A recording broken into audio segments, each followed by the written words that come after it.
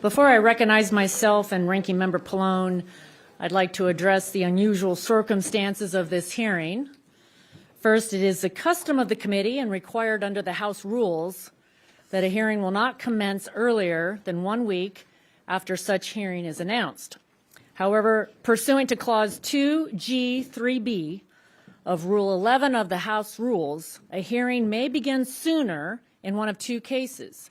Either one, the chair and ranking minority member determine that there is good cause, or two, the committee so determines by a majority vote the good cause exception. In recent history, the committee has invoked the good cause exception to hold a hearing on short notice just a few times when holding hearings at the start of a new Congress. In these cases, Mr. Pallone and I had a discussion on the matter. Colleagues, I've remained and stayed true to our commitment, and the good cause exception has not become regular practice during my tenure as chair, and it will not become the practice for the duration. Following a classified briefing last week, Mr. Pallone and I have determined that there is a national security interest and good cause to hold this hearing on these bills with shorter notice so that we can maintain regular order before marking up this important legislation later today. Before we begin opening statements, do you have any initial comments, Mr. Pallone? Well, I just wanted to thank you, Chair Rodgers, for your explanation and your commitment to continue with regular order as it pertains to the noticing of committee meetings. So thank you. Okay. I now recognize myself for 5 minutes for an opening statement. Good morning. Welcome today. Oh, that's not where we are.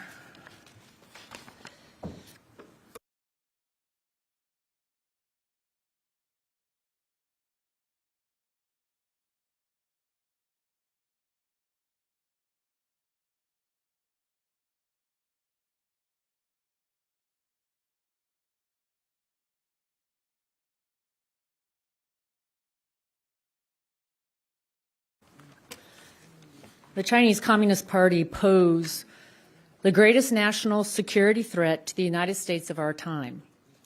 With applications like TikTok, these countries are able to target, surveil, and manipulate Americans. Protecting Americans' data and addressing the serious national security threat posed by the CCP have been my top priorities all Congress.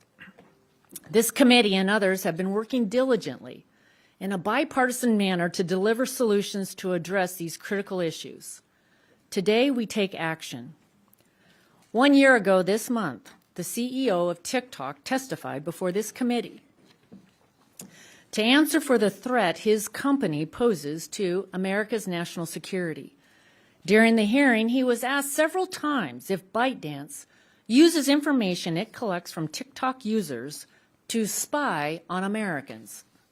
His response was, and I quote, "I wouldn't describe it as spying." TikTok has repeatedly been caught lying about its connection to ByteDance, as well as the level of access the CCP has to our data, which they are using to weaponize our freedoms against us. That ends now. TikTok's access to 170 million American users makes it a valuable propaganda tool for the CCP to exploit and use for nefarious purposes. Through this access, the app is able to collect nearly every data point imaginable, from people's location to what they search for on their devices, to who they're connecting with, and other forms of sensitive information. The app's trackers are embedded in sites across the web.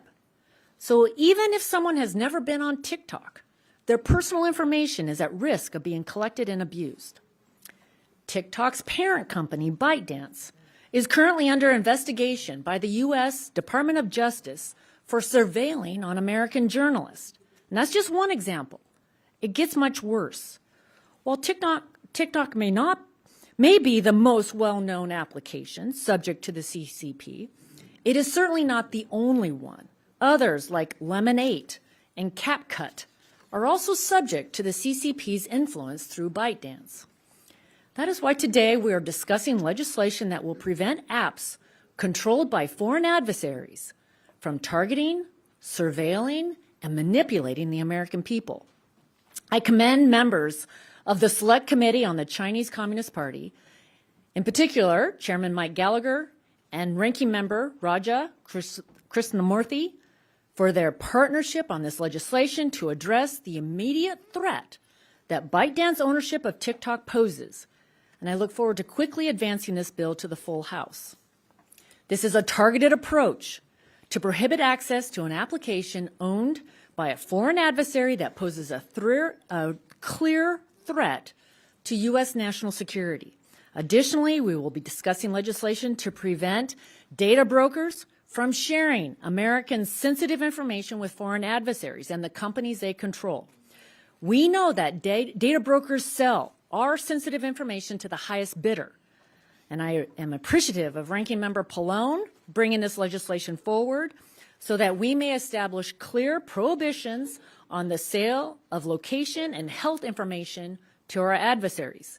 This is an important step in our continued efforts to establish comprehensive data privacy in order to effectively crack down on abuses of our personal information. Companies controlled by a foreign adversary like the CCP will never embrace American values. Virtues of our society and culture, like freedom of speech, human rights, the rule of law, a free press, and others. Our adversaries choose to rule through fear and control. If given the choice, they will always choose the path for more control, more surveillance, and more manipulation. Apps like TikTok, Lemonade, and CapCut are spying by design. They have to. It is required by law in China. This foreign interference and manipulation is not welcome here. The threats posed by TikTok are real, which is why today we will be hearing from the national intelligence community about the threats and how this legislation will neutralize them. I look forward to our discussion today, and I yield to my colleague, Ranking Member Frank Pallone. Thank you, Madam Chair. Today, the committee will consider two bills, H.R. 7520 and H.R. 7521, that are intended to protect the public from foreign adversaries. Big tech has transformed the information superhighway into a super spreader of harmful content, invasive surveillance practices, and addictive and damaging design features. Foreign adversaries understand this and see access to Americans' data, communications networks, devices, and applications as the entry points to disrupt our daily lives and conduct espionage activities. And we have seen too often bad actors using communication tools to launch cyber attacks. They've pushed disinformation and propaganda campaigns in the United States in an attempt to undermine our democracy and gain worldwide influence and control. And this is all a detriment of our national security interests.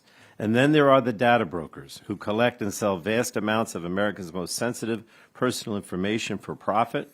Right now, there are no restrictions on who they can sell this information to. It may be about members of our nation's military and our children, or it may be information about where we go, how we spend our money, and the websites we visit. And this information can be purchased by anyone, including foreign adversary governments. Most Americans are unaware that data brokers compile dossiers about their interests, beliefs, actions, and movements, and Americans are powerless to stop this invasion of their privacy.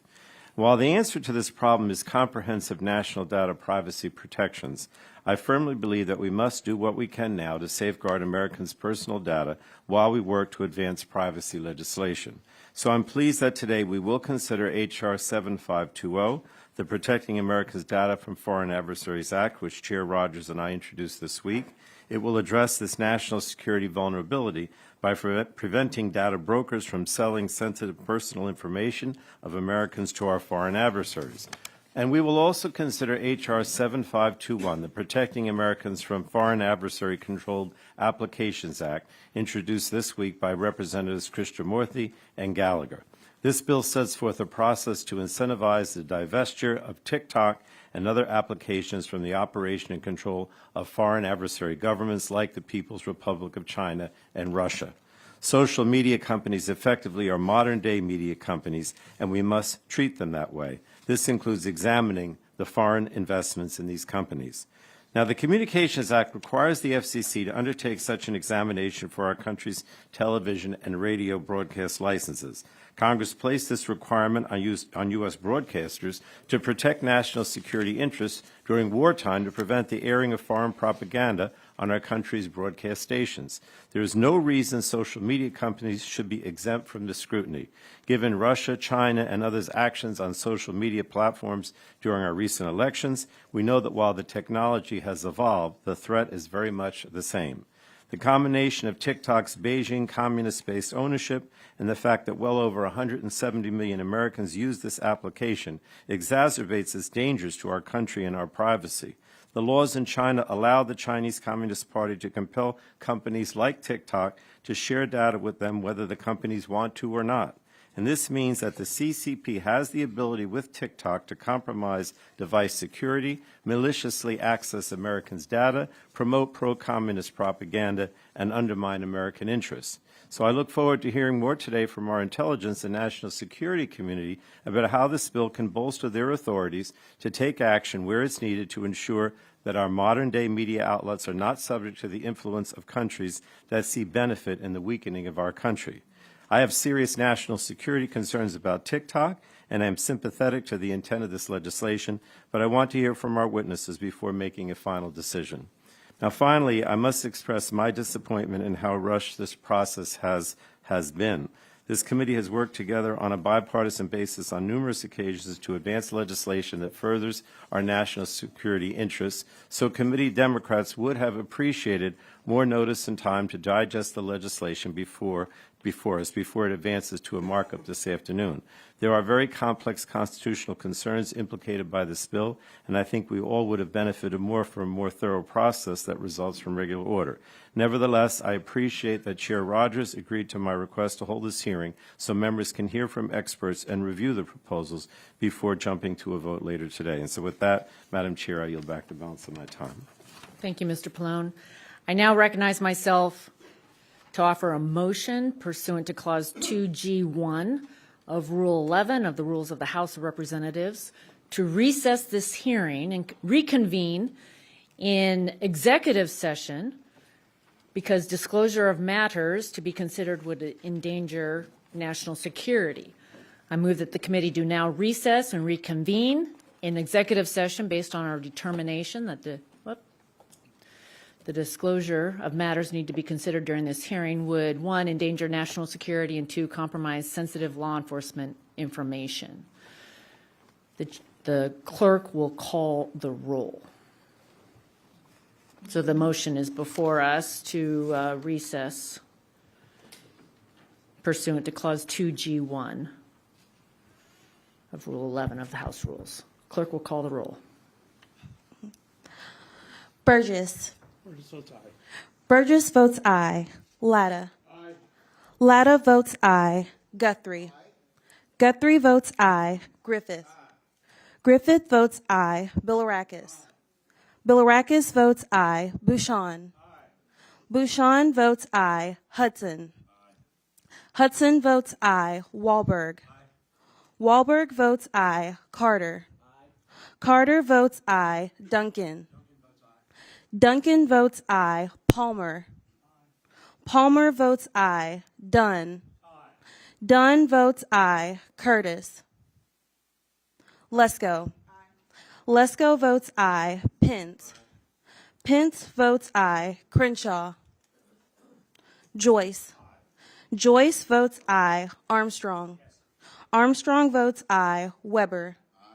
Weber votes aye. Allen. Allen votes aye. Balderson. Balderson votes aye. Fulcher. Fulcher votes aye. Pfluger. Pfluger votes aye. Harshbarger. Harshbarger votes aye. Miller Meeks. Miller Meeks votes aye. Kamek. Kamek votes aye. Obernolte. Obernolte votes aye. Pallone. Pallone votes aye. Eshoo. Eshoo votes aye. DeGette.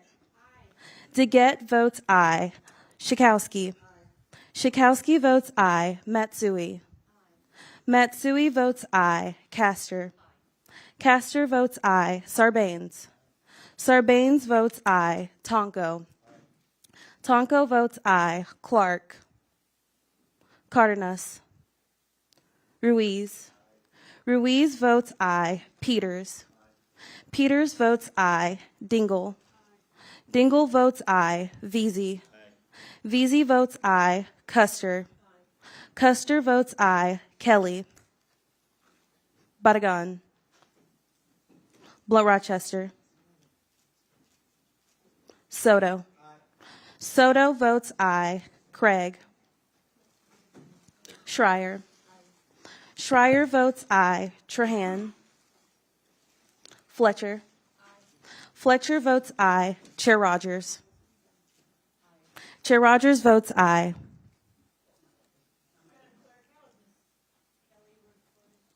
Ms. Kelly is not recorded. Kelly votes aye.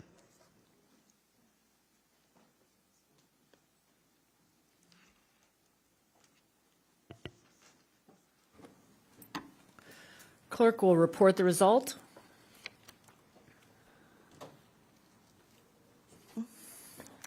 Chair Rodgers, on that vote, we have 43 ayes and 0 noes.